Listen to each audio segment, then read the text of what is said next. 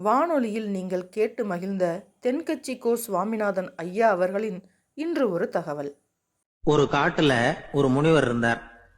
ஒரு நாள் அவரை தேடிட்டு 4 பேர் வந்தாங்க. சுவாமி, எங்களுக்கு ரொம்ப நாளா ஒரு சந்தேகம்னாங்க. என்னன்னு கேட்டார். இந்த உலகத்துல எவ்வளவோ காரியங்கள் நடக்குது, எது நியாயம் எது அநியாயம் அப்படின்னு புரிஞ்சுக்க முடியலன்னாங்க. அது யாராலையும் புரிஞ்சுக்க முடியாதுன்னார் முனிவர். வந்தவங்களுக்கு ஆச்சரியமா போச்சு, ஒரு மாதிரியா பார்த்தாங்க. இத முனிவர் கவனிச்சார். சரி, புறப்படுங்க என்னோடன்னார். எங்கன்னு கேட்டாங்க.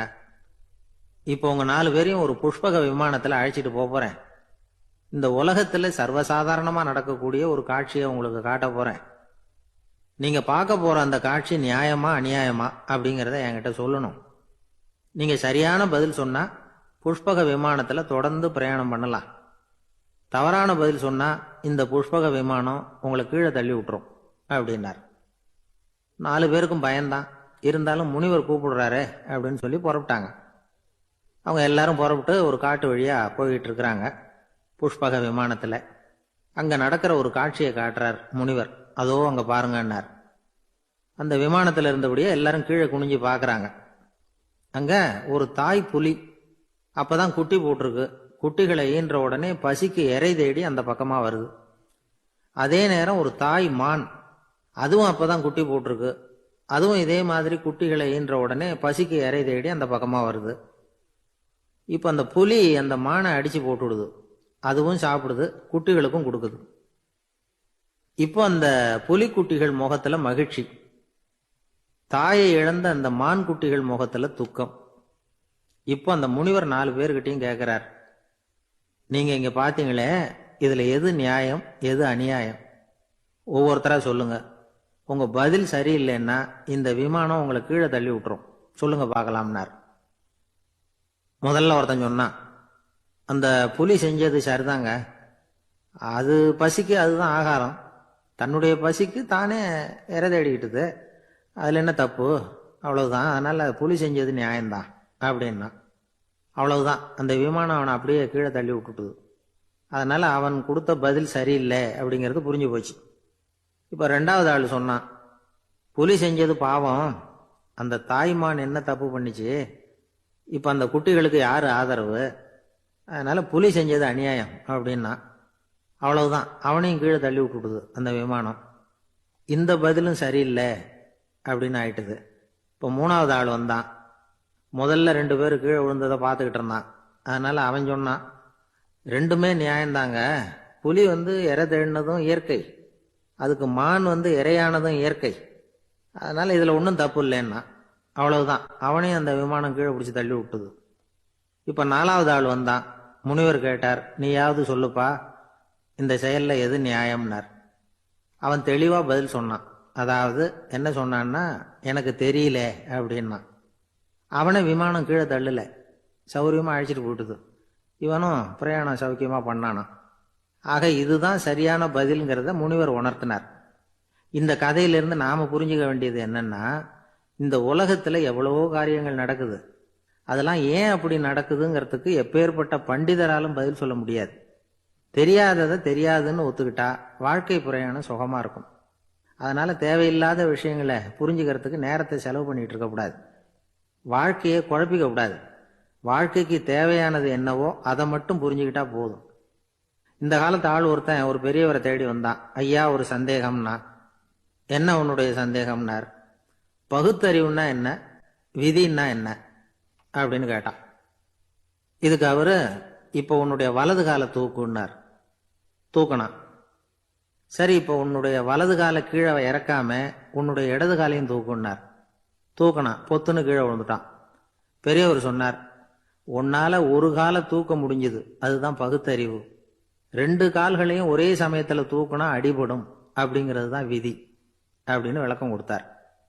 இவன் தன்னுடைய விதியை நொந்துகிட்டே இடுப்பை பிடிச்சிக்கிட்டு அங்கிருந்து நடந்து போயிட்டான். ஒரு ஆளு வேகமா நடந்து போய்கிட்டு இருந்தான். அவன் வேகமா நடக்கிறதுக்கு காரணம் வெயில் காலம், காலில் செருப்பு இல்லை, மணல் பாதை, அதுதான் வேகம். காலில் செருப்பும் இல்லாம கையில குடையும் இல்லாம அந்த ஆளு வெயில்ல நடந்து போய்கிட்டு இருக்கிறான். அந்த சமயத்துல இன்னொருத்தன் குதிரை மேல ஏறி அந்த வழியா வந்துகிட்டு இருக்கிறான். அவன் காலில் செருப்பும் இருந்தது, கையில் கொடையும் இருந்தது. நடந்து போய்கிட்டு இருந்தவன் அந்த குதிரை ஆசாமியை பார்த்து கேட்டான், ஐயா, நீங்களும் குதிரை மேலே உட்காந்துக்கிட்டு போய்கிட்டு இருக்கிறீங்க, அப்படி இருக்கிறப்போ உங்களுக்கு அந்த செருப்பு என்னத்துக்கு? அதை எனக்கு கொடுத்து உதவலாமே அப்படின்னா. குதிரை மேலே உட்காந்துருந்தவன் யோசனை பண்ணி பார்த்தான். இவன் சொல்கிறது நியாயம்தானே அப்படின்னு சொல்லி தன்னுடைய செருப்பை கழட்டி அந்த வழிப்போக்கனுக்கு கொடுத்துட்டான். ரொம்ப நல்லதுங்க அப்படின்னு சொல்லி இவன் அதை வாங்கி காலில் மாட்டிக்கிட்டான். அதுக்கப்புறம் மறுபடியும் இவன் ஆரம்பித்தான், ஐயா, நீங்கள் குதிரையில் போகிறதுனால போக வேண்டிய இடத்துக்கு வேகமாக போய் சேர்ந்துருவீங்க. அதனால் உங்கள் கையில் அந்த குடை என்னத்துக்கு? நான் நடந்து போயிட்டு இருக்கிறவன், ரொம்ப நேரம் நடக்க வேண்டியிருக்கும் இந்த வெயிலில், அதனால் அந்த கொடையையும் எனக்கு கொடுங்களேன் அப்படின்னா. குதிரை வீரன் யோசனை பண்ணி பார்த்தான், இதுவும் நியாயம்தானே அப்படின்னு அவனுக்கு தோணுச்சு. உடனே இறக்கப்பட்டு தன் காலில் இருந்த செருப்பை கொடுத்தது மாதிரியே தன் கையில் இருந்த கொடையையும் இவங்கிட்ட கொடுத்துட்டான். அதுக்கப்புறம் அவன் நிம்மதியாக புறப்பட்டான். இப்போ மறுபடியும் கை தட்டி அவனை நிறுத்தினான். கீழே நின்றுட்டு இருந்தவன், என்னப்பா, ஏன் என்ன நிறுத்தினேன்? இன்னும் ஏதாவது வேணுமா உனக்கு அப்படின்னா குதிரையில் இருந்தவன். இவன் மெதுவாக வாயை திறந்து, அந்த குதிரையையும் என்கிட்ட கொடுத்துருங்களேன்னா. அந்த குதிரை வீரன் இப்போ ஒரு கணம் யோசனை பண்ணி பார்த்தான். உடனே என்ன பண்ணான் தெரியுமா? தன்கிட்ட இருந்த குதிரை சவுக்கை எடுத்தான். குதிரை சவுக்கால் அந்த ஆளை வாங்குன்னு வீசி தள்ளிவிட்டான். இவ்வளவு சவுக்கடியும் வாங்கிக்கிட்டு இந்த ஆள் என்ன பண்ணான் தெரியுமா? சிரிக்கிறான். அடி வாங்கிட்டு யாராவது சிரிப்பாங்களா? குதிரை வீரனுக்கு ஒன்றும் புரியல. என்னப்பா அது, ஏன் இப்படி அடி வாங்கிட்டு இப்படி சிரிக்கிறியே அப்படின்னு கேட்டான். இப்போ அந்த வழிப்போக்கன் சொல்கிறான், ஐயா, நான் இப்படி சிரிக்கிறதுக்கு காரணம் இருக்கு. இப்படி குதிரை கேட்டு உங்ககிட்ட அடி வாங்கலைன்னு வச்சுக்கோங்க, என் உயிர் உள்ள வரைக்கும் மனசில் ஒரு தவிப்பு இருந்துக்கிட்டே இருக்கும். செருப்பையும் கொடையையும் கேட்ட உடனே கொடுத்தவன் குதிரையையும் கேட்டிருந்தா கொடுத்துருப்பானோ அப்படிங்கிற பேராசையில் ஏங்கிக்கிட்டே இருந்திருப்பேன். இப்போ உங்ககிட்ட அடி வாங்கின பிறகு என்னுடைய அந்த சந்தேகம் தீர்ந்து போச்சு. என்னுடைய ஆசைக்கு எல்லை எது அப்படிங்கிறத எனக்கு புரிஞ்சுட்டுது அப்படின்னு சொல்லிவிட்டு அவன் நடக்க ஆரம்பிச்சிட்டானான். ஆசைக்கும் எல்லை உண்டு அப்படிங்கிறத விளக்கறதுக்காக வாரியார் சுவாமிகள் சொல்கிற கதை இது. இந்த காலத்துலேயும் ஒருத்தன் அது மாதிரி கொடை செருப்போட குதிரையில் போய்கிட்டு இருந்தான். எதிரில் நடந்து வந்தவன், ஐயா, உங்கள் கொடையை எனக்கு கொடுங்களேன்னு கேட்டான். உடனே அவன் குதிரையிலேருந்து கீழே குதிச்சு அவனை சாட்டையால் அடிக்க ஆரம்பிச்சிட்டான். இன்னொருத்தர் அந்த வழியாக வந்தவர் இதை பார்த்தார். ஏன்பா, அவன் கேட்டான், உன்னால் முடியலன்னா இல்லைன்னு சொல்லிட வேண்டியது தானே, அதுக்காக ஏன் இப்படி அவனை போட்டு அடிக்கிறேன்னு கேட்டார். உங்களுக்கு விவரம் புரியாது சார், காலம் ரொம்ப கெட்டு போச்சு. கேட்டதை கொடுத்தேன்னு வச்சுக்கோங்க, இந்த குதிரையே என்னோடது, அவன் திருடிக்கிட்டு போகிறான் அப்படின்னு என் பேரில் புகார் கொடுக்க ஆரம்பிச்சிருவான் சார் அப்படின்னா. அது எப்படி அவ்வளோ உறுதியாக சொல்கிறேன்னு கேட்டார் அவர். ஏற்கனவே அது மாதிரி ஒருத்தன் பேரில் புகார் கொடுத்துட்டு தான் இந்த குதிரையை நான் தள்ளிட்டு வந்துக்கிட்டு இருக்கிறேன் அப்படி. ஒரு ஊரில் ஒரு குரு இருந்தார், ஜென் குரு. அவரை தேடிட்டு ஒரு மன்னர் வந்தார். வந்தவர் ஜப்பான் மன்னர். தோட்டக்கலையை பற்றி தெரிஞ்சுட்டு போகிறதுக்காக அவர் வந்தார். எப்படி தோட்டம் அமைக்கிறது அப்படிங்கிறத பற்றி அந்த குரு விவரமாக சொல்லி கொடுத்தாரு. ஒரு நாள் 2 நாள் இல்லை, 3 வருஷம் கற்றுக் கொடுத்தார். அதுக்கப்புறம் சொன்னார், நான் கற்றுக் கொடுத்துட்டேன், இனிமேல் நீங்கள் போகலாம், போய் தோட்டம் அமைக்கலாம், அதுதான் உங்களுக்கு பரிசை. தோட்டம் அமைச்ச பிறகு சொல்லி அனுப்புங்க, நான் வந்து பார்க்குறேன். நீங்கள் இங்கே என்னவெல்லாம் கற்றுக்கிட்டீங்களோ அதையெல்லாம் அங்கே செயல்முறையில் செஞ்சு காட்டுங்க அப்படின்னு சொல்லி அனுப்பி வச்சார். மன்னர் போனார். அரண்மனைக்கு பக்கத்திலே ஒரு பெரிய தோட்டத்தை உண்டு பண்ணினார். அழகான மரங்களையும் செடிகளையும் உருவாக்கினார். கிட்டத்தட்ட 1000 தோட்டக்காரர்களை பயன்படுத்தி 3 வருஷங்கள் முயற்சி பண்ணி அந்த அழகான தோட்டத்தை உருவாக்கினார். குருகிட்ட இருந்து செய்தி வந்தது, நாளைக்கு வந்து தோட்டத்தை பார்க்குறேன் அப்படின்னு. மன்னர் உடனே சுறுசுறுப்பாயிட்டார். முதல் நாளே தோட்டத்தை சுத்தப்படுத்தினார். ராத்திரி பூரா யாரும் தூங்கலை. எல்லாருக்கும் தோட்டத்தை ஒழுங்குபடுத்துகிற வேலை. அது அந்தந்த இடத்துல ஒழுங்காக இருக்குதா அப்படின்னு சரி பார்த்தாங்க. ஒரு தவறும் இல்லாத வகையில் அதை ஒழுங்குபடுத்தினாங்க. மறுநாள் குரு வந்தார், தோட்டத்தை பார்த்தார். அவருக்கு கோபம் வந்துட்டுது. மன்னருக்கு ஆச்சரியம், எப்பவும் சிரிச்சுக்கிட்டே இருக்கிறவர் இப்போ இப்படி இருக்கிறாரே அப்படின்னு. மெதுவாக குரு கிட்ட போய், எல்லாம் சரியாக தானே இருக்குது அப்படின்னார். எல்லாம் சரிதான், ஆனாலும் எங்கே அந்த பொன்னிற காற்று அப்படின்னார். உதிர்ந்த இலைகள், பொன் மஞ்சள் நிற இலைகள் காற்றில் அப்படி புரண்டு ஓடுவதை நான் பார்க்க முடியவில்லையே அப்படின்னாராம். அது இல்லாமல் இந்த தோட்டம் உயிரோட்டம் உள்ளதா இருக்காது. இதில் பாடல் இல்லை, ஆடல் இல்லை, அதெல்லாம் இல்லாமல் இந்த தோட்டம் ரொம்பவும் செயற்கையாக தெரியுதேன்னாராம். மன்னர் இப்பதான் யோசனை பண்ணார். கீழே கிடந்த காஞ்சி போன இலைகள் மட்டும் இல்லை, மரத்தில் இருந்த காஞ்சி போன இலைகளையும் அப்புறப்படுத்தி சுத்தமாக வச்சிருக்கிறார். இறப்பும் வாழ்க்கையினுடைய ஒரு பகுதி தான். மரணம்ங்கிறது வாழ்க்கைக்கு எதிரானது அல்ல, அதை நிரப்பும் ஒரு பகுதி தான் அது. மரணம் இல்லையில் வாழ்க்கையே இல்லை அப்படிங்கிறது பெரியவங்க கருத்து. இப்போ அந்த தோட்டம் அழகாக தான் இருக்குது, இருந்தாலும் அது ஒரு ஓவியம் மாதிரி உயிர் இல்லாமல் இருக்கு. குரு ஒரு வாளியை கையில் எடுத்துக்கிட்டார், தோட்டத்தை விட்டு வெளியில போனார். ஏற்கனவே வீசி எறிந்த அந்த சருகுகளை எல்லாம் அள்ளி கொண்டுகிட்டு வந்தார். உள்ள எல்லா இடங்கள்லையும் அதை வீசினார். உடனே காத்து அந்த காய்ந்த சருகுகளையும் பழுத்த இலைகளையும் அசைக்க ஆரம்பிச்சுட்டுது. இப்போ அங்க சலசல சத்தம், சங்கீதம், இலைகளின் நடனம், ஓவியம் மாதிரி இருந்த அந்த தோட்டத்துக்கு இப்போ உயிர் வந்துட்டுது. இதுதான் அந்த பொன்னான காற்று அப்படின்னாராம் குரு. மன்னருக்கு புரிஞ்சுது. மிகப்பெரிய ஜென் கேள்வி ஒன்று உண்டு. உம்மான் அப்படிங்கிற ஒரு பெரிய குருவை பார்த்து துறவி ஒருத்தர் கேட்டாராம், இலைகள் எல்லாம் கீழே விழுந்து மரங்கள் மொட்டையாக இருக்கும் பொழுது என்ன நடக்கும்? இதுதான் கேள்வி. இதுக்கு உம்மான் சொன்ன பதில் பொன்னான காற்று, தி கோல்டன் விண்ட் அப்படின்னாராம். இதுக்கு என்ன விளக்கம்னா, உன்னுடைய எண்ணங்கள் எல்லாம் உன்னுடைய மனசிலிருந்து கீழே விழுந்து உனது உள்ளுணர்வானது மொட்டையாக நிற்கும் நிலைதான் அது.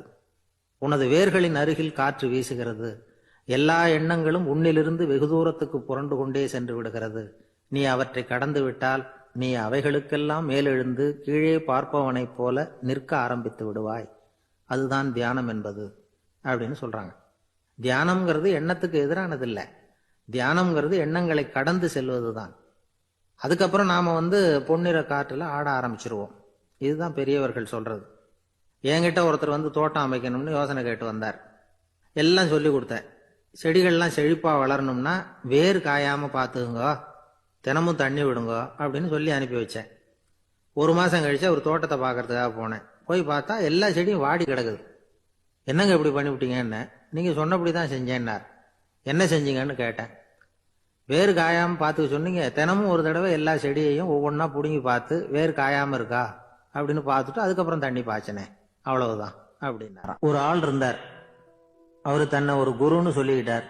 மௌன குரு, வாயே திறக்கிறது இல்லை. அவருக்கு 2 சீடர்கள் உண்டு. இவங்க தான் வர்றவங்க கிட்ட பேசுவாங்க, விளக்கம் கொடுப்பாங்க. ஒரு நாள் இந்த சீடர்கள் 2 பேரும் எங்கேயோ வெளியில போயிட்டாங்க. அந்த நேரம் பார்த்து ஒருத்தர் அங்க வந்தார். குரு கிட்ட போனார். குருவே, புத்தர்னா என்ன அப்படின்னு கேட்டார். குருவுக்கு ஒன்றும் புரியல. அவர் உண்மையான குருவா இருந்தாவில் புரியும். திருன்னு முழிக்க ஆரம்பிச்சார். இந்த நேரம் பார்த்து இந்த சீடர்களும் எங்கேயோ போயிட்டாங்களே, என்ன பண்றது, உதவிக்கு யாராவது கிடைக்க மாட்டாங்களா அப்படின்னு அப்படி சுற்றுமுற்றும் பார்த்தார். வந்தவர் இதை கவனிச்சார். ஏதோ புரிஞ்சுக்கிட்டவர் மாதிரி அடுத்த கேள்வியை கேட்டார். தர்மம்னா என்ன சுவாமி அப்படின்னார். குருவுக்கு ரொம்ப சங்கடமா போச்சு. நம்ம நிலைமை இப்படி ஆயிட்டுதே, இக்கட்டில் விட்டுட்டு போயிட்டாங்களே எங்கேயோ, இப்படி மாட்டிக்கிட்டோமே அப்படின்னு சொல்லி விட்டத்தை பார்த்தாராம். அப்புறம் குனிஞ்சு தரைய பார்த்தார். அப்படியே உட்காந்துட்டார். வந்தவர் உடனே அடுத்த கேள்விக்கு போயிட்டாராம். தியானம்னா என்ன சுவாமின்னாராம். பாவம் என்ன பண்ணுவார் அந்த குரு, பேசாம கண்ணை கெட்டியா மூடிக்கிட்டார். இது ஏதடா வம்பா போச்சுன்னு. இவர் இப்படி பண்ணா கூட வந்தவர் சளைக்கல. இன்னொரு கேள்வியும் கேட்டார். ஆசீர்வாதம்னா என்னன்னாராம். இவர் பார்த்தார். இப்படியே போனா இவர் கேள்வி கேட்கறத நிறுத்த மாட்டார்னு நினைச்சுக்கிட்டு எனக்கு ஒண்ணுமே தெரியாதுங்கிற பாவனையில 2 கையையும் விரிச்சு காட்டினாராம். வந்தவர் முகத்துல மகிழ்ச்சி, மன நிறைவு, ஏதோ எல்லாம் புரிஞ்சுக்கிட்ட ஒரு மாதிரி அங்கிருந்து புறப்பட்டு போனார். வழியில அந்த குருவோட சீடர்கள் 2 பேரையும் சந்திச்சார். உங்க குருவை நாங்க பார்த்துட்டு வரோம் அப்படின்னாராம். இவரு என்ன நடந்ததுன்னு கேட்டிருக்காங்க அவங்க. இவர் விவரமா சொன்னாராம். உங்க குரு தெரியுமா, எப்பேற்பட்ட ஞானி தெரியுமா, புத்தர்னா என்னன்னு கேட்டேன். அதுக்கு அவர் அப்படியும் இப்படியும் பார்த்தார். அதுக்கு என்ன அர்த்தம் தெரியுமா, மக்கள் புத்தரை அங்கேயும் இங்கேயும் தேடுறாங்க, உண்மையில அவர் அங்கேயும் இங்கேயும் தேடி கண்டுபிடிக்க முடியாது அப்படிங்கிறத அவர் செய்கை மூலமா உணர்த்தினார். அதுக்கப்புறம் தர்மம்னா என்னன்னு கேட்டேன். ஒரு மேலையும் கீழையும் பார்த்து தர்மம் சமமானது, அதுல உயர்வு தாழ்வு இல்லை அப்படிங்கிறத உணர்த்தினார். அதுக்கப்புறம் தியானம்னா என்னன்னு கேட்டேன். கண்ணை மூடிக்கிட்டார். கண்ணை மூடி காணும் அற்புதம் அதுங்கிறத புரிஞ்சுக்கிட்டேன். கடைசியா ஆசீர்வதிக்கப்படுறது பத்தி கேட்டேன்.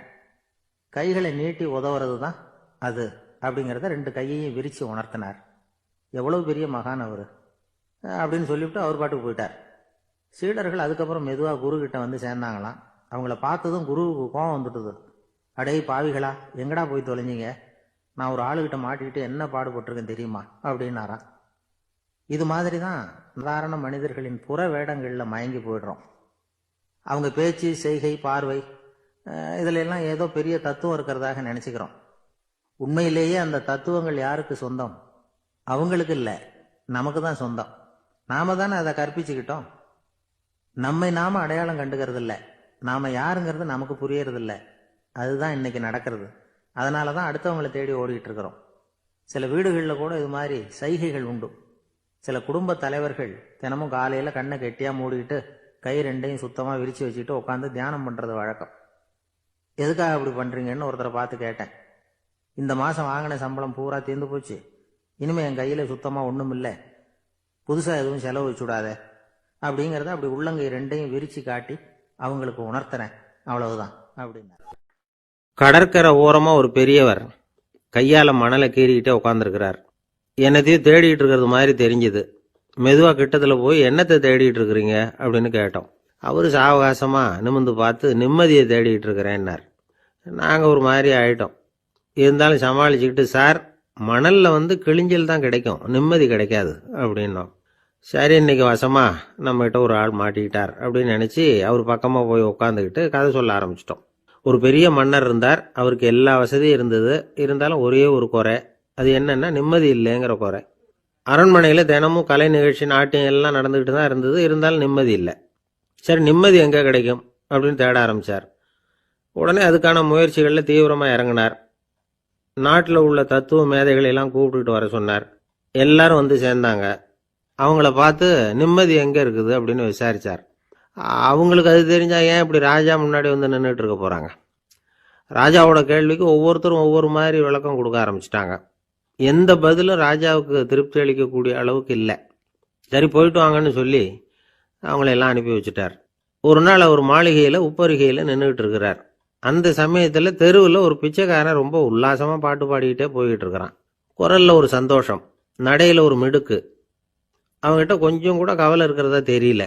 உடனே ராஜா இதை பார்த்தார். ஏவலாளிகளை வந்து கைதட்டி கூப்பிட்டார். உடனே ஓடி போய் அந்த பிச்சைக்காரனை இங்கே அழைச்சிட்டு வாங்கன்னு உத்தரவு போட்டார். இவங்க உடனே ஓடி போய் அவனை கூப்பிட்டாங்க. அரண்மனைக்கு வாழ்ந்தாங்க. அவன் வரல. அரண்மனைக்குள்ளே அடி எடுத்து வைக்க மாட்டேன்னு சொல்லிவிட்டான். ராஜா கிட்ட வந்து விஷயத்தை சொன்னாங்க.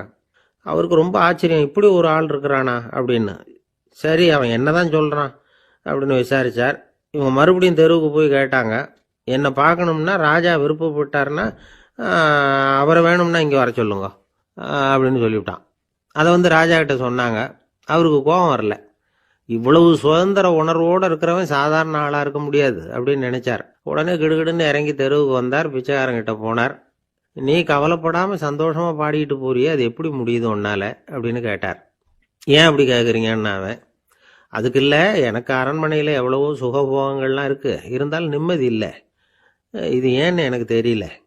இந்த தேசத்தில் உள்ள அறிஞர்களை எல்லாம் கூப்பிட்டு கேட்டு பார்த்துட்டேன், அவங்களுக்கும் தெரியல. உன்னை கேட்டால் தெரியும்னு நினச்சேன், அதனால தான் சந்திக்கிறதுக்கு ஆசைப்பட்டேன். ஆனால் நீ வரமாட்டேன்னு விட்டியே அப்படின்னார். பிச்சைக்காரன் கடகடன்னு சிரிக்க ஆரம்பிச்சிட்டான். மகிழ்ச்சிக்கும் உங்களுக்கும் தடையாக இருக்கிறது இந்த மாளிகை தான். இதை விட்டுட்டு வெளியில் வந்துட்டா நிம்மதி தேடிட்டு வந்துடும்னா. நான் அரசன், எனக்குன்னு கடமைகள் இருக்குது, அதையெல்லாம் விட்டுட்டு எப்படி வர முடியும்னார் ராஜா. ரெண்டும் ஒரே நேரத்தில் கிடைக்கணுங்கிறது முடியாத காரியம். உங்கள் சுகபோகத்துக்கு விலையாக தான் உங்கள் நிம்மதியை கொடுத்துக்கிட்டு இருக்கிறீங்க. என்ன பாருங்க, என்கிட்ட எதுவும் இல்லை, அதனால் எதுவும் போயிடுமோங்கிற பயமும் இல்லை, நிம்மதியாக இருக்கிறேன் அப்படின்னா அவன். ராஜா உடனே சந்தோஷப்பட்டு தன்னுடைய மேலங்கியை எடுத்து அவனுக்கு பரிசாக கொடுத்தாரான். அவன் சிரிச்சுக்கிட்டே அதை வாங்க மாட்டேன்னு விட்டானான். இதை நீங்கள் எனக்கு கொடுக்கறதுனால எந்த பயனும் இல்லை, அதே நேரத்தில் அதை வாங்கிக்கிட்டேன்னா அடுத்த வினாடியிலேருந்து அதை எப்படி காப்பாற்றுறதுங்கிற கவலை எனக்கு வந்து சேர்ந்துடும், அப்புறம் தூக்கம் வராது, நிம்மதி போயிடும் அப்படின்னு நானான். சொல்லிவிட்டு அவன் பாட்டுக்கு சந்தோஷமாக பாடிக்கிட்டே போயிட்டான்.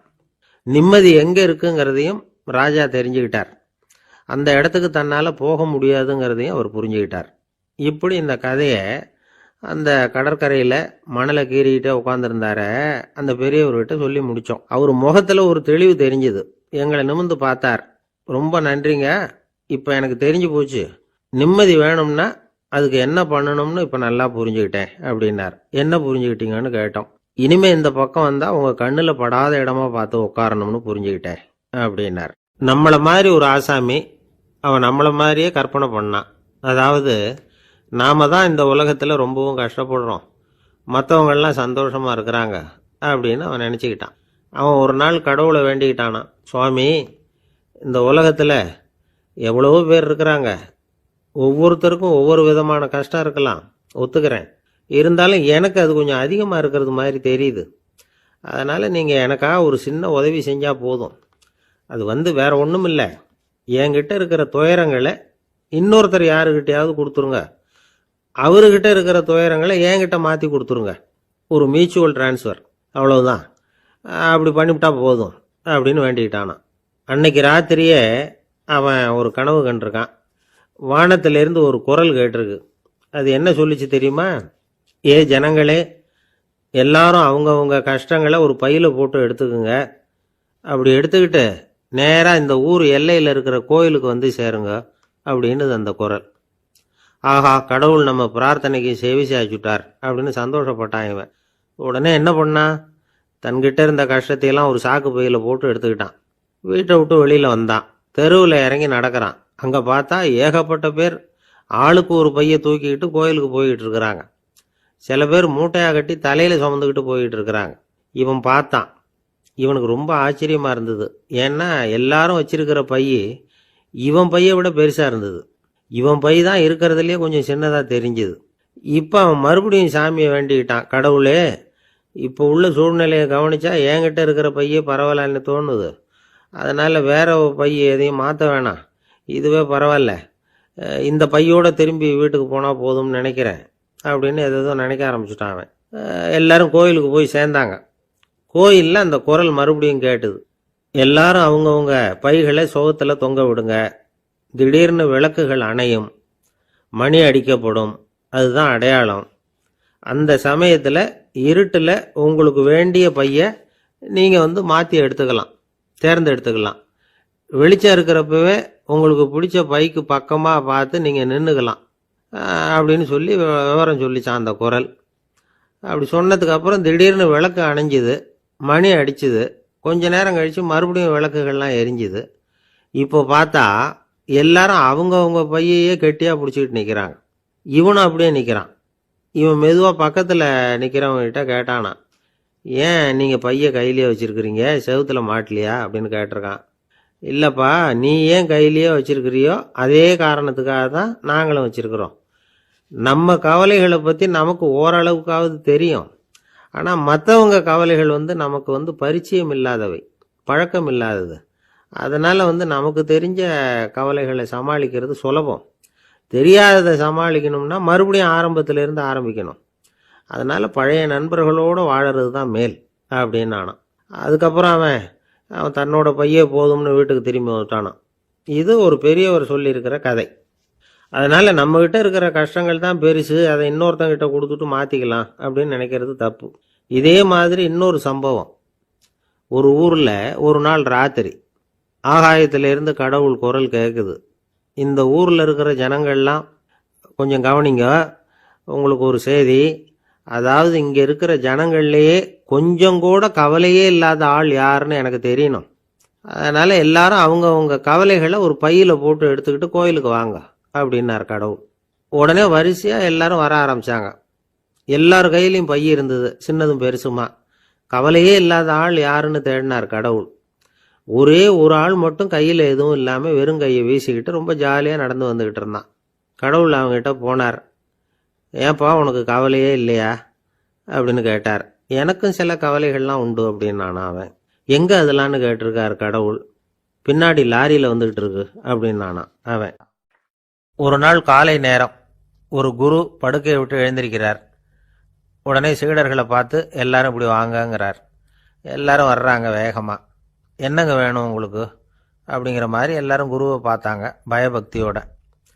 குரு அந்த சீடர்களை பார்த்து, இதை பாருங்க, இப்போ நான் ஒரு சிக்கலான விவகாரத்தில் மாட்டிக்கிட்டு இருக்கிறேன், அதை நீங்கள் தீர்த்து வச்சா நல்லதுன்னார். சீடர்களுக்கு ஒன்றும் புரியல. என்ன இது, இவர் இப்படி சொல்கிறாரு, நமக்குள்ள எல்லா விவகாரங்களையும் தீர்த்து வைக்கிறவர் நம்ம குருநாதர். அவருடைய விவகாரத்தை நாம தீர்த்து வைக்கிறதா? ஆச்சரியமா இருக்குதே. குருநாதருக்கே சிக்கலா அப்படின்னு யோசனை பண்ண ஆரம்பிச்சாங்க. இருந்தாலும் ரொம்ப பணிவாக கேட்டாங்க, சுவாமி உங்களுக்கே சிக்கலா? இந்த உலகத்து சிக்கல்களுக்கும் சிரமங்களுக்கும் அப்பாற்பட்டவர் அல்லவா தாங்கள்? அப்படிப்பட்ட உங்களுக்கு சிக்கல்னா அது எப்படி அப்படின்னாங்க. எனக்கு ஏற்பட்டிருக்கிற சிக்கல் அவ்வளவு பெருசு, ரொம்ப பெரிய விவகாரம் அது அப்படின்னார் குரு. கொஞ்சம் விவரமாக சொல்லுங்க அப்படின்னாங்க இவங்க. இப்போ அந்த குரு விவரத்தை சொன்னார். அதாவது நேற்று ராத்திரி நான் ஒரு கனவு கண்டேன். அந்த கனவுல நான் ஒரு பட்டாம்பூச்சியாக மாறிட்டேன். அப்படி மாறி ஒவ்வொரு மலராக பறந்து போய் உட்காந்து தேன் சாப்பிட்டேன் அப்படின்னார். சீடர்கள் இதை கேட்டதும் ரொம்ப திகைச்சு போயிட்டாங்க. என்ன இது, இது ஒரு பெரிய பிரச்சனையா? ஒரு சாதாரண கனவு கண்டதுக்காகவா இந்த காலை வேளையில் நம்மளையெல்லாம் குருநாதர் இவ்வளவு அவசரமாக கூப்பிட்டுருக்கார் அப்படின்னு நினச்சாங்க. இருந்தாலும் கேட்டாங்க, இதில் என்ன சிக்கல் சுவாமி? கனவுங்கிறது எல்லாருக்கும் வரத்தானே செய்யும் அப்படின்னார் ஒரு சீடர். சீடர்களே, பிரச்சனை அது இல்லை. நான் இன்னைக்கு காலையில் கண்ணு முழிச்சு பார்த்தப்போ நான் நானாக மறுபடியும் மாறிட்டேங்கிறத தெரிஞ்சுக்கிட்டேன். இதில் சிக்கல் என்னன்னா, இப்போ அந்த பட்டாம்பூச்சி தான் நானாக ஆயிட்டதாக கனவு கண்டுகிட்டு இருக்கா அப்படிங்கிறது தான். ஒரு மனுஷன் பட்டாம்பூச்சி ஆகிறதாக கனவு காண முடியுங்கிறப்போ அந்த பட்டாம்பூச்சியும் மனுஷனாக ஆகிறதாக கனவு காண முடியும் இல்லையா? இப்போ எனக்கு யதார்த்த நிலை தெரியணும், எது நிஜம்னு தெரியணும். நேற்று ராத்திரி நான் கண்டது கனவா, அல்லது இது பட்டாம்பூச்சி கண்டுகிட்டு இருக்கிற கனவா? இதுதான் குரு கேட்ட கேள்வி. இதை கேட்டதும் சீடர்கள் ரொம்ப குழம்பி போயிட்டாங்க. சுவாமி, இது வரைக்கும் நாங்கள் தூங்குறப்ப பார்க்கறது கனவுன்னும் மூழ்கிட்டு இருக்கிறப்ப பார்க்கறது நனவுன்னு நம்பிக்கிட்டு இருக்கிறோம். இப்போ எங்களை ரொம்ப குழப்பிட்டீங்க, இதுக்கு பதில் சொல்ல எங்களுக்கு சக்தி இல்லை அப்படின்னு சொல்லிவிட்டாங்களாம். அதுக்கப்புறம் அந்த குரு சொன்னாராம், நினைவு தான் முக்கியமான அம்சம். முடிவு கட்டம்னா பகலின் நினைவுகளை விட இரவின் கனவுகளே ரொம்ப உண்மை. ஒருத்தன் தூங்க போனால் தூங்கிக்கிட்டே இருந்தால் அவன் காணும் கனவு பொய்ங்கிறத அவன் உணர மாட்டான். ஒவ்வொரு கனவும் காணும் பொழுது அது ரொம்ப உண்மையாக தான் தெரியுது. ஒரு கனவு கூட உண்மை இல்லைன்னு கனவுல தோன்றுவதே இல்லை அப்படின்னார் குரு. அகில வாழ்வு அத்தனையும் சொற்பனம் கண்டாய் அப்படிங்கிறார் தாயுமானவர். ஆகையினால நம்ம கனவுலேருந்து நாம் என்னைக்கு முழிச்சிக்க போகிறோம் அப்படிங்கிறது தான் ஒரு முக்கியமான கேள்வி. ஒருத்தர் வந்தார், காலில் கட்டோடு வந்தார். என்னங்க காலில் கட்டுன்னு? சார், நேற்று ராத்திரி தூக்கத்தில் எங்கள் வீட்டு கூரையில் ஏணியை சாத்தி வச்சு இறங்கினப்போ வழுக்கி விழுந்து காலை உடச்சிக்கிட்டேன்னார். உங்கள் வீட்டில் தான் ஏணியே கிடையாது சார் அப்படின்னு. உண்மைதான் சார், நான் கீழே விழுந்து முழிச்சுக்கிட்டதுக்கு அப்புறம் தானே ஏணி இல்லைங்கிறது எனக்கு ஞாபகம் வந்தது அப்படின்னார். அளவுக்கு மிஞ்சினா எதுவுமே இடைஞ்சல் தானே.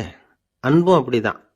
அன்பு அதிகமாக இருந்தால் அது எப்படி கெடுதல் பண்ணும் அப்படிங்கிற சந்தேகம் உங்களுக்கு வரலாம். தசரதன் கதை என்னாச்சு? கைகேயி மேலே வச்சு அளவு கடந்த அன்பு ராமன் காட்டுக்கு போறாப்புல ஆயிட்டுதுல்ல. தசரதன் எப்பேற்பட்ட அரசன்? விஸ்வாமித்திரர் சொல்றார், என்ன மாதிரி முனிவர்களுக்கும் தேவர்களுக்கும் ஏதாவது கஷ்டம் வந்தால் முதல்ல முருகன் கிட்ட போவோம், அப்புறம் பரமசிவனை போய் பார்ப்போம், அதுக்கப்புறம் திருமால்கிட்ட போவோம், அப்புறம் பிரம்மன் இந்திரன் இவங்களையெல்லாம் போய் பார்ப்போம். இவங்களாலையெல்லாம் முடியலன்னா கடைசியில் அயோத்திக்கு வருவோங்கிறார். உன்னை விட்டால் வேற கதி உண்டோ அப்படின்னு தசரதனை பார்த்து விஸ்வாமித்திரரே சொல்றார். அப்பேற்பட்ட அரசன் தசரதன் கைகேயி காலில் விழறான். உன் பாதங்களை தொட்டு கெஞ்சி கேட்டுக்கிறேன், ராமனை காட்டுக்கு அனுப்பாதேங்கிறான். தசரதனுடைய இந்த நிலைமைக்கு என்ன காரணம்? அவன் கைகேயி மேலே வச்ச அளவு கடந்த அன்பு தான் காரணம். இப்போ சொல்லுங்க, அன்பாக இருந்தாலும் அது அளவுக்கு மீறி போனால் கெடுதல் பண்ணுமா பண்ணாதா? அது மட்டும் இல்லை, அளவு கடந்த அன்பு நீதிக்கும் நியாயத்துக்கும் புறம்பான காரியங்களையும் செய்ய வச்சிரும். தசரதன் மிகச்சிறந்த நீதிமான், தர்மத்துக்கு விரோதமாக ஒரு காரியமும் செய்யாதவன். அப்பேற்பட்டவன் தன்னுடைய மனைவியை பார்த்து என்ன சொல்கிறான் தெரியுமா? உனக்காக நான் என்ன செய்யணும்னு சொல்லி செய்கிறேன். ஒரு குற்றமும் செய்யாத ஒருத்தனை கொல்லணுமா கொல்றேன். மரண தண்டனை விதிக்கப்பட்ட ஒருத்தனை விடுதலை செய்ய சொல்றியா செய்கிறேன். எந்த பிச்சைக்காரனையாவது கோடீஸ்வரனாக சொல்றியா ஆக்குறேன், அல்லது கோடீஸ்வரனை பிச்சைக்காரன் ஆக்கணுமா ஆக்குறேன் அப்படிங்கிறான். நீதிக்கு விரோதமான இந்த பாவங்களை செய்யறதுக்கு அப்பேற்பட்ட அரசன் எப்படி துணிஞ்சான்? மனைவி பேரில் வச்ச அளவு கடந்த அன்பு தான் காரணம். திரிசூலம், வஜ்ராயுதம், வாள் இதுகளால் தாக்கப்பட்டா கூட அதையெல்லாம் கொஞ்சம் கூட லட்சியம் பண்ணாத ஒருத்தன் காமதேவனுடைய மலர் அம்புகள் தாக்குனா அதை அவனால் தாக்கு பிடிக்க முடியல, விழுந்துடுறான். காமதேவனுக்குள்ள மகிமையே அதுதாங்கிறார் துளசிதாசர்.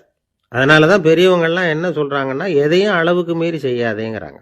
அப்பா அம்மா மனைவி மக்கள் எல்லார் பேர்லேயும் அன்பு அவசியம்தான். ஆனால் அந்த அன்பு அறிவுக்கு புறம்பாக இருக்கக்கூடாது, அளவுக்கு மீறி இருக்கக்கூடாது. அப்போ தான் வாழ்க்கை சுகமாக இருக்கும். இல்லைன்னா அவஸ்தை தான். அளவுக்கு மீறின அன்புங்கிறது புரியுது, அது சரி. அறிவுக்கு புறம்பான அன்புங்கிறது எப்படி? ஒரு தாய்க்கு ஜலதோஷம் அல்லது ஏதோ ஒரு தொற்று நோயின்னு வச்சுங்களேன். அந்த அம்மாவுக்கு தன்னுடைய குழந்தை பேரில் அளவு கடந்த அன்பு. தனக்கு நோய் இருக்குது, அது அடுத்தவங்களுக்கு தொற்றக்கூடியது அப்படின்னு தெரிஞ்சிருந்தோம் அன்பை காட்டுறதுக்காக அந்த குழந்தைக்கு முத்தம் கொடுக்குறேன்னு தூக்கி வச்சுக்கிட்டு கொஞ்சம் ஆரம்பிச்சதுன்னு வச்சுக்கோங்க, அது நல்லா இருக்குமா? இதுதான் அறிவுக்கு புறம்பான அன்புங்கிறது. அது மாதிரி விலங்குகள்கிட்ட அன்பாயிருன்னு சொல்கிறோம். அதுக்காக புலிக்கு முத்தம் கொடுக்க முடியுமா? அப்படி கொடுத்தா அது அறிவுக்கு புறம்பான அன்பு. அதனால் அன்பு கூட அறிவுபூர்வமாக இருக்கணும் அப்படிங்கிறத இன்றைக்கி தகவல் மூலமாக நாம் புரிஞ்சுக்கணும். இந்த காலத்து காதலன் தன்னுடைய காதலிகிட்ட சொன்னானாம், இதை பாரு, உன் பேரில் எனக்கு அளவு கடந்த அன்பு, உனக்காக என்ன செய்யணும் சொல்லு செய்கிறேன், நெருப்பில் நடக்கணுமா நடக்கிறேன், நீரில் குதிக்கணுமா குதிக்கிறேன், உயிரையே கொடுக்கணுமா கொடுக்குறேன் அப்படின்னா. சரி, வர்றேன் ஞாயிற்றுக்கிழமை சாயந்தரம் 6 மணிக்கு இதே இடத்துக்கு வாங்க அப்படின்னு அந்த பொண்ணு. இவன் கொஞ்சம் யோசனை பண்ணி பார்த்துட்டு, அன்னைக்கு மழை பெய்யாமல் இருந்தால் வந்துடுறேன் அப்படின்னானா. ஒரு நாள் ஒரு நண்பரை சந்தித்தேன். உங்கள் வீடு எதுன்னு உங்களுக்கு தெரியுமா சார்ன்னு. அவர் என்னை ஒரு மாதிரியாக பார்த்தார். அப்புறம் சொன்னார், தெரியும் அப்படின்னாரு. சரி, உங்கள் தொலைபேசி எண் உங்களுக்கு தெரியுமான்னு. அதுவும் தெரியும்னார். உங்கள் மனைவி மக்கள் யார் யாருன்னு உங்களுக்கு தெரியுமான்னு கேட்டேன். என்ன ஒரு மாதிரியாக பார்த்தார். அப்புறம் சொன்னார், அதுவும் தெரியும் சார் அப்படின்னார். சரி, நீங்கள் யாருன்னு உங்களுக்கு தெரியுமான்னு கேட்டேன். இப்போ தான் அவர் முழிக்க ஆரம்பித்தார். அவர் மட்டும் அப்படி இல்லை, நாம் எல்லாருமே அப்படி தான். எதிரில் நிற்கிறது யாருங்கிறது தெரியும், நாம் யாருன்னு நமக்கு தெரியாது. உண்மையிலேயே நாம் யார்? இந்த கேள்விக்கான பதிலை தான் வாழ்க்கை பூரா நாம் தேடிட்டு இருக்கிறோம். புத்தர் என்ன சொல்றாரு தெரியுமா? நீங்க கடவுளை பத்தி கவலைப்பட தேவையில்லை, உங்களை பத்தின கவலை உங்களுக்கு இருந்தா போதும் அப்படிங்கிறார். நான் யார், எனக்கு ஏன் இந்த கவலை அப்படின்னு உங்களை நீங்களே கேட்டுக்குங்க அப்படிங்கிறார். நாம ஏன் கடவுளை படைச்சோம்? அது ஒரு நழுவல் முயற்சியாம். அதாவது தன்னிடமிருந்து தானே தப்பிக்கிற ஒரு முயற்சியாம். இப்படிதான் அதை சொல்றாங்க அறிஞர்கள்லாம். மக்கள் பொய்யான பிரச்சனைகள்ல ஆர்வமா இருக்கிறாங்க, அதுக்கு தீர்வு காணவும் முயற்சி பண்றாங்க. கடவுளை பத்தி விவாதிக்க எல்லாருக்கும் விருப்பம், தன்னுடைய சுயம் பற்றிய பிரஜையே இருக்கிறது இல்ல. ஆகக்கூடிய விஷயம் என்னன்னா, கடவுள் சமாளிப்புக்கு பயன்படுத்தப்படுகிறார். மனவியல் என்ன சொல்லுது தெரியுமா? கடவுள், சொர்க்கம், மறுபிறவி இதை பத்தியெல்லாம் பேச ஆரம்பிக்கிறவங்க யார் தெரியுமா? போருக்கு போறவன், துன்பத்துல சிக்கி கஷ்டப்படுறவன், நோய் படுக்கையில விழுந்தவன், இவங்க தான். நாம அனுபவத்திலே பார்க்குறோமே இதையெல்லாம். கடவுளை துணைக்கு கூப்பிடுறவங்க யாருன்னு கவனிச்சு பாருங்க.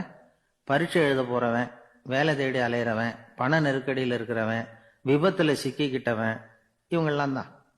தேர்வில் வெற்றி பெற்றதும் அவரை துணைக்கு கூப்பிடுறது இல்லை, வேலை கிடைச்சதும் அவர் துணை தேவைப்படுறது இல்லை. ஏன் இப்படி? கொஞ்சம் யோசனை பண்ணி பாருங்க. துன்பம் வருகிற போது அந்த துன்பத்தை தவிர்க்க வேண்டிய நிலையில அதிலிருந்து நழுவி போறதுக்காக பிரார்த்தனை தேவைப்படுது. எல்லாம் நல்லபடியா நடக்கிறப்போ பிரார்த்தனை செய்யறது இல்லை. புத்தருடைய வழி என்ன தெரியுமா? அந்த வழியில கடவுளும் கிடையாது, பிரார்த்தனையும் கிடையாது. புத்தர் செய்தது இதைத்தான். அதாவது கடவுள்கிட்ட இருந்து மனிதனையும், மனிதன் கிட்ட இருந்து கடவுளையும் அவர் விடுவித்தார். புத்த மதம் என்ன சொல்லுது தெரியுமா? கடவுள் பிரச்சனை அல்ல, மனிதன் தான் உண்மையான பிரச்சனை அப்படின்னு சொல்லுது. உங்களை நீங்க நல்லா தெரிஞ்சுக்கிட்டா போதும், நீங்களே கடவுள் ஆயிடுவீங்க அப்படிங்கிறது தான் புத்த மதம். அதனால நமக்கு தேவை உள்முக பயணம். நான் யார் அப்படிங்கிற கேள்வியோட உள்ள போகணும். அங்க போனாதான் தெரியும் நான் அப்படின்னு அங்க யாருமே இல்லைங்கிறது. இதெல்லாம் புத்தர் சொல்லுகிற ஒரு தத்துவம். தத்துவம்னு சொன்னாவே நமக்கெல்லாம் அதை புரிஞ்சுக்கிறது கஷ்டம்தான். நம்ம பொறுத்த வரைக்கும் தத்துவம்ங்கிறதுல 2 வகை உண்டு. ஒன்று தத்துவம், இன்னொன்று மகா தத்துவம். தத்துவம்னா என்ன தெரியுமா? கேட்குறவங்களுக்கு புரியப்படாது, அதுதான் தத்துவம். மகா தத்துவம் என்னன்னா சொல்றவங்களுக்கும் புரியப்படாது. அந்த வகையில பார்த்தா இன்று ஒரு தகவலும் ஒரு மகா தத்துவம் தான். இன்பம் துன்பம் இது ரெண்டும் சேர்ந்தது தான் வாழ்க்கை. இது எல்லாரும் சொல்லிட்டு இருக்கிற ஒரு உண்மை. அது சரி, இது ரெண்டும் வர்றதுக்கு என்ன காரணம்? துறவி ஒருத்தர் யோசிச்சு பார்த்திருக்கார். இன்ப துன்பம் தோன்றுவதற்கு முக்கியமா 6 காரணங்கள் உண்டு அப்படிங்கிறார் அவர். அது என்னங்கிறத நாமளும் தெரிஞ்சு வச்சுக்குவோமே. இப்போ முதல் காரணம் சுயநலம். ஒரு தாயார் தன்னுடைய சுயநலம் கருதி தன்னுடைய மகன் இன்பமாக இருக்கணும்னு ஆசைப்படுறாங்க. மகனும் அப்படியே ஆசைப்படுறான். அதனால் தாயாரின் இன்ப துன்பங்களை பார்த்துட்டு மகனும் இன்ப துன்பம் அடையிறான். அந்த அம்மாவுக்கும் அதே நிலைமை தான். 2வது காரணம் உறவு. நான் துறவியான பிறகு கூட உறவுங்கிற காரணத்தினால தான் தாயாருடைய சுக துக்கங்களை கண்டு நானும் சுக துக்கம் அடைகிறேன். என் தாயாருடைய நிலைமையும் இதுதான் அப்படிங்கிறார் ஒரு துறவி. 3வது காரணம் என்னன்னா அறிமுகம். எனக்கு அறிமுகமான ஒருத்தரை ரயில் நிலையத்தில் சந்திக்கிறேன். அவர் தன்னுடைய பணப்பையை எங்கேயோ தொலைச்சிவிட்டு வருத்தப்பட்டு இருக்கிறார். நானும் வருத்தப்படுறேன். அந்த சமயத்தில் யாரோ ஒருத்தர் இதுதானே அவங்க பணப்பை அப்படின்னு சொல்லி கொண்டாந்து நீட்டுறார். பணப்பையை தொலைச்சவர் சந்தோஷப்படுறார். நானும் சந்தோஷப்படுறேன். இது அந்த துறவி சொல்கிற அனுபவம். 4வது காரணம் என்னன்னா கருணை. எனக்கு முன்னே பின்னே தெரியாத ஒருத்தனை யாரோ ஒருத்தன் அடித்து காயப்படுத்தி போடுறான். கருணை காரணமாக நான் அதுக்காக துக்கப்படுறேன். 5வது காரணம் எதையும் நம்புறது. ஒரு பசுமாட்டை ஒரு முரணை அடிச்சுக்கிட்டு இருக்கிறான் அப்படின்னு ஒருத்தர் நம்மகிட்ட சொல்கிறாருன்னு வைங்க, உடனே நான் துக்கப்படுறேன். இன்னொருத்தர் அந்த முரணனை போலீஸ்காரங்க பிடிச்சிட்டு போயிட்டாங்கன்னு சொல்லி சொல்கிறார். நான் உடனே சந்தோஷப்படுறேன். 3வதா ஒருத்தர் முதல் 2 பேரும் சொன்னது பொய்யுங்கிறார். அப்போ நான் இன்ப துன்பம் ரெண்டுமே இல்லாமல் நிம்மதியாக இருக்கிறேன். இது ஒரு விதம். அடுத்தது 6வது காரணம் என்னன்னா தன்மயமாகுதல். ஒரு நாவல் படிச்சுக்கிட்டு இருக்கிறோம். அதில் வர்ற பாத்திரங்களோட நாம் ஒன்றி போயிடுறோம். அதில் வர்ற பாத்திரங்கள் சிரிச்சுதுன்னா நாமளும் சிரிக்கிறோம், அது அழுதுன்னா நாமளும் அழறோம். அதெல்லாம் அந்த துறவி சொல்கிற அனுபவ உண்மைகள். இன்ப துன்பம் இது ரெண்டும் தோன்றுவதற்கு சுயநலம், உறவு, அறிமுகம், கருணை, எதையும் நம்புறது, தன்மயமாகிறது, இது எல்லாம் தான் முக்கிய காரணம் அப்படின்னு அவர் சொல்கிறார். ஆக கூடி ஒட்டு மொத்தமாக யோசனை பண்ணி பார்த்தா பிற பொருள்கள் மீது பற்றுதல் காரணமாக தான் நாம் இன்ப துன்பம் அடையிறோம் அப்படிங்கிறத புரிஞ்சிக்க முடியுது. மனுஷன் இன்ப துன்பம் அடையிறதுக்கு 7வது காரணம் கூட ஒன்று உண்டு அப்படின்னு சொல்லிகிட்டே வந்தார் ஒருத்தர். அது என்ன அப்படின்னு கேட்டோம். அதுதான் சார் நீங்கள் சொல்லிட்டு வர்ற இன்று ஒரு தகவல்னார். எப்படி சொல்கிறீங்கன்னு கேட்டோம். இன்று ஒரு தகவல் கேட்க ஆரம்பிக்கிறப்போ மனசில் இன்பம், ஆரம்பித்த உடனே இது ஏற்கனவே கேட்ட சமாச்சாரமாச்சே அப்படின்னு நினைக்கிறப்போ துன்பம் அப்படின்னு அதுக்கு ஒரு விளக்கம் கொடுத்தார். ஒரு ஊரில் ஒரு மன்னர் இருந்தார். அழகான அரண்மனையில் அவர் இருந்தார். அந்த அரண்மனையை விட அழகாக ஒரு மாளிகையை அந்த ஊர்லேயே வேற ஒருத்தன் கட்டியிருந்தான். அப்படி கட்டி முடிச்சதில் அவனுக்கு ரொம்ப பெருமை. எத்தனையோ செல்வந்தர்கள்லாம் பார்த்துட்டு இந்த மாளிகையை விலைக்கு கொடுத்துட்றியா, எவ்வளவு விலை சொன்னாலும் சரி நாங்கள் வாங்கிக்கிறதுக்கு தயாராக இருக்கோம் அப்படின்னு சொல்லி கேட்டு பார்த்துட்டாங்க. நான் இதை விற்கிறதுக்கு தயாராக இல்லை அப்படின்னு சொல்லிவிட்டான். அவ்வளவு சிறப்பாக கலை அம்சத்தோடு அதை கட்டி முடிச்சிருக்கிறான். அதுவே ஒரு பெரிய அரண்மனை மாதிரி இருந்ததுன்னா பார்த்துங்களேன். சுற்றிலும் அழகான பூந்தோட்டம். ஒரு நாள் அவன் எங்கேயோ வெளியூர் போயிட்டு திரும்பி வந்துகிட்டு இருக்கிறான். அப்போது அந்த மாளிகை தீப்பெட்டி எரிஞ்சிக்கிட்டு இருக்கு. பதறி போட்டான். விலைக்கு கேட்டவங்க யாராவது இதை செஞ்சுருக்கணும், இல்லைன்னா மன்னரே செய்த சதியே என்னவோ, இப்படிலாம் அவனுக்கு சந்தேகம். ஒரு மூலையில் உட்காந்து அழ ஆரம்பிச்சிட்டான். அந்த சமயத்தில் அவனுடைய மகன் அங்கே ஓடி வந்தான். அப்பா அழாதீங்க, இதை நான் நேற்று ராத்திரியே நம்ம ஊர் மன்னருக்கு வித்துட்டேன். இதை கட்டி முடிக்க நமக்கு எவ்வளவு செலவாச்சோ அதை போல் 3 மடங்கு விலைக்கு வித்துட்டேன். கவலைப்படாதீங்க, இதை விட அழகான மாளிகையை நாம் புதுசாக கட்டிக்கலாம்னா. இதை கேட்டதும் அழுதுகிட்டு இருந்தவன் அழுகையை நிறுத்தினான், சிரிக்க ஆரம்பிச்சிட்டான். இதே இடத்த நான் மன்னர்கிட்ட இருந்து விலைக்கு வாங்குவேன், இதை விட அழகான மாளிகையை கட்டுவேன் அப்படின்னு சுற்றி நின்று எல்லார்கிட்டையும் சொல்லிக்கிட்டு இருந்தான். இந்த சமயத்தில் அவனோட இளைய மகன் ஓடி வந்தான். அப்பா, அண்ணன் சொன்னதெல்லாம் சரிதான், மன்னர்கிட்ட விலை பேசினதெல்லாம் உண்மைதான், ஆனால் வித்தது பேச்சு அளவில் தான். இனிமே தான் பத்திரம் வாங்கணும், எழுதணும், நீங்கள் கையெழுத்து போடணும், பதிவு பண்ணணும், மன்னர்கிட்ட பணம் வாங்கணும், அதுக்காகத்தான் உங்களை எதிர்பார்த்துக்கிட்டு இருந்தோம், அதுக்குள்ளே இப்படி ஆயிட்டுதுன்னா. இப்போ சிரிச்சுக்கிட்டு இருந்தவன் சிரிப்பை நிறுத்தினான். மறுபடியும் குழந்தை மாதிரி அழ ஆரம்பிச்சிட்டான். இது ஒரு சம்பவம். இதிலிருந்து என்ன தெரியுது? அந்த அழகான மாளிகை தன்னுடையது அப்படின்னு நினைக்கும் பொழுது அவனுக்கு அழுகை வந்தது. அது தன்னுடையது இல்லை அப்படின்னு நினைக்கிற போது சிரிப்பு வந்தது. மறுபடியும் அது தன்னுடையது தான் அப்படிங்கிற உணர்வு வரும்பொழுது அழுகை. எது எதிலிருந்து நீ நீங்கி இருக்கிறாயோ அது அதிலிருந்து உனக்கு துன்பம் இல்லை அப்படிங்கிறார் திருவள்ளுவர். இந்த உடம்பு என்னுடையதில்லை அப்படிங்கிற உணர்வு வந்துட்டா அது ஒரு பெரிய நிலை. அந்த நிலை வரணும். எல்லாத்தையும் பயன்படுத்திக்கலாம், ஆனா பற்றுல விழுந்துடக்கூடாது. உலகத்தில் இருங்கள், ஆனால் உலகத்தவராக இருக்காதீர்கள். உலகிற்குள் இருங்கள், உலகம் உங்களுக்குள் வந்துவிட அனுமதிக்காதீர்கள். விலகி இருங்கள், விழித்திருங்கள், மௌனமாய் பார்த்திருங்கள் அப்படிங்கிறது சான்றோர் கருத்து. செய்ய வேண்டிய கடமையிலிருந்து விலகி இருக்கிறவர்கள் நம்ம கிட்ட நிறைய பேர் உண்டு. அப்படிப்பட்ட ஒருத்தர் டாக்டர் கிட்ட போனார். டாக்டர், நான் ஒரு கவர்மெண்ட் ஆபீஸ்ல வேலை பார்க்குறேன், எனக்கு ஒரே அசதியா இருக்கு, என்னை சோதிச்சு பாருங்க, ஆலோசனை சொல்லுங்க ஏதாவதுன்னார். டாக்டர் அவரை பரிசோதனை பண்ணி பார்த்துட்டு சொன்னார், இதோ பாரு, உனக்கு இப்போ தேவைப்படுறது முழு ஓய்வு. நீ எவ்வளவு சீக்கிரமா ஆபீஸுக்கு போறியோ அவ்வளவுக்கு உனக்கு நல்லது அப்படின்னாராம்.